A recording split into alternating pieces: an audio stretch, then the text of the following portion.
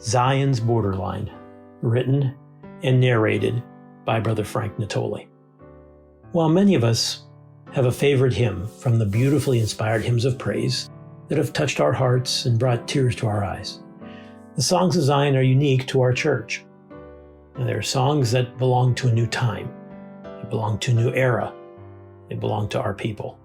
They're songs sent from the throne of God as a gift to the Church of Jesus Christ. They're inspirational and related to Christ and his promises of the latter-day times and events. This gift was given to our late Sister Arlene Buffington as our songs of hope and joy, looking forward to the fulfillment of the kingdom of Zion, bathed in the latter-day glory of the restoration. Today I'd like to look at number 1, Zion's Borderline, by looking at the meaning and the application of the song, because it's too easy to sing without paying attention to the words and their meaning. First verse, what is that picture that I see, so brilliant that it dazzles me? It calls me to a closer watch, and whispers, come and feel and touch. Second verse, what is that haunting melody? Its beauty never sets me free. When I would faint, it prods me on, the music of a brighter dawn. Third verse, where is that land, the one I see? The one that always beckons me? Hold while I reach to touch the mount, and lead me to that holy fount. Fourth verse, what is that joy that carries me? What is that glory that I see? A higher plane, I see the sign. Oh, plant my feet across the line. Copyright 1980, Arlene Leah Buffington. Well, every time I sing or hear this song, the words of the prophet Isaiah come to mind. And while there are many passages from Isaiah and other prophets, I personally think of the second chapter. And it shall come to pass in the last days that the mountain of the Lord's house shall be established in the top of the mountains, and shall be exalted above the hills, and all nations shall flow unto it.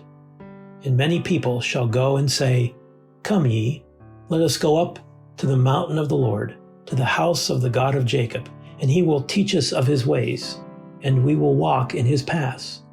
For out of Zion shall go forth the law, and the word of the Lord from Jerusalem. And he shall judge among the nations, and shall rebuke many people, and they shall beat their swords into plowshares, and their spears into pruning hooks. Nation shall not lift up sword against nation, neither shall they learn war anymore. Isaiah chapter 2, verses 2 through 4. 2,700 years ago, Isaiah prophesied of a day in his future. He had no idea of exactly when this would occur, but he was given to understand that it was in the last days. Now, the majority of the Christian world would most likely agree that we live in the last days. And while the Book of Mormon adds tremendous clarity to this, if we just use the Bible, we see events, conditions, and attitudes that would clearly define the last days. See the 24th chapter of Matthew and 2 Timothy chapter 3. Even a non-believer would be challenged to deny the conditions we see in the world today. Wars and rumors of wars, famine, earthquakes, disease, pollutions, breakdown of morality, hatred, violence, evil, and wickedness in high places. But before we grow anxious over these terrible conditions and become overwhelmed by them, we're reminded throughout Scripture and reinforced by the songs of Zion and this song that we need to keep our hearts focused on a better day. Even Jesus said, sufficient unto the day is the evil thereof. Matthew chapter 6, verse 34. So let's not get caught up or consumed with all the problems of the day. Yes, they exist, but as the people of God, we're asked, just as the song asks, what is that picture that I see? What is that haunting melody? Where is the land, the one I see? What is the joy that carries me? What is the glory that I see? With a hope focused on looking beyond today. looking to build a peaceful kingdom for all who would love the Lord.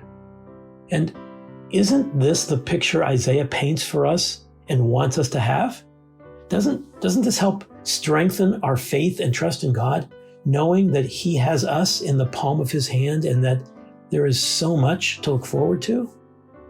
He speaks of the day, Zion, where the Lord's house shall be established in the top of the mountains and exalted above the hills, where all nations shall flow unto it, where many people shall go and say, Come ye, let us go up to the mountain of the Lord, where He will teach us of His ways and we will walk in His paths, where He shall judge the nations and rebuke many people, where they shall beat their swords into plowshares and their spears into pruning hooks, where nation shall not lift up sword against nation, neither shall they learn war anymore.